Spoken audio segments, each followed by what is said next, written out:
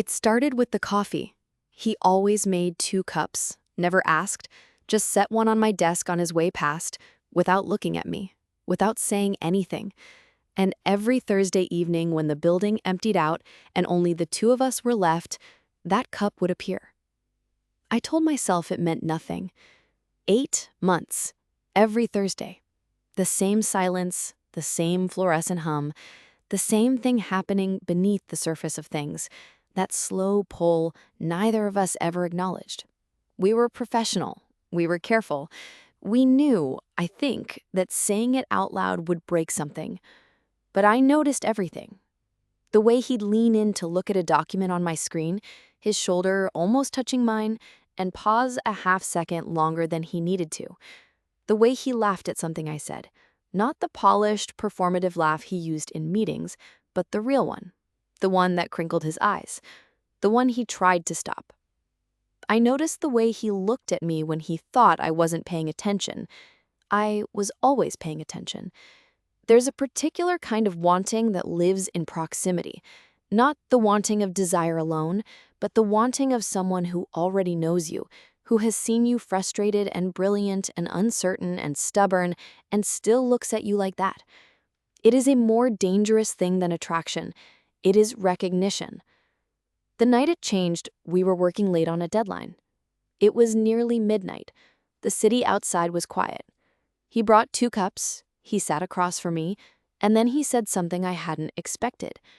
He said, "I think we should talk about what's happening here." I looked up. He was watching me very carefully. I said, "I don't know what you mean." He said, "I think you do." He was right. I did. What followed was not what you'd expect from 2 people who had held this much back for this long. It was quiet, almost tentative. He moved his chair around the desk to sit beside me. We sat in the lamplight, close enough that I could feel the warmth of him, and he said very little, but he reached across and turned my hand palm up on the desk and rested 2 fingers in the hollow of my wrist. That was all. That small, deliberate thing. And in the space of that gesture was everything we hadn't said in 8 months. The coffee cups, the shoulder that never quite touched, the real laugh, the looks I wasn't supposed to catch. I didn't move. Neither did he.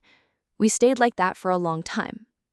Eventually, I said, "We should probably talk about what this means." He said, "Probably." But neither of us moved.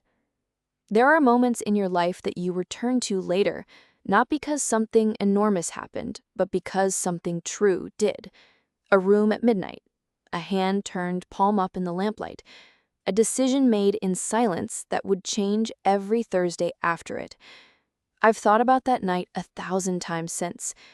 The way the city was quiet, the way he already knew me, the way 2 fingers in the hollow of my wrist said everything we hadn't had the courage to say before.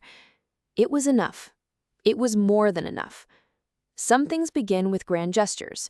Some things begin with lightning. This one began with coffee and 8 months and a hand turned palm up in the lamplight. And that was exactly right.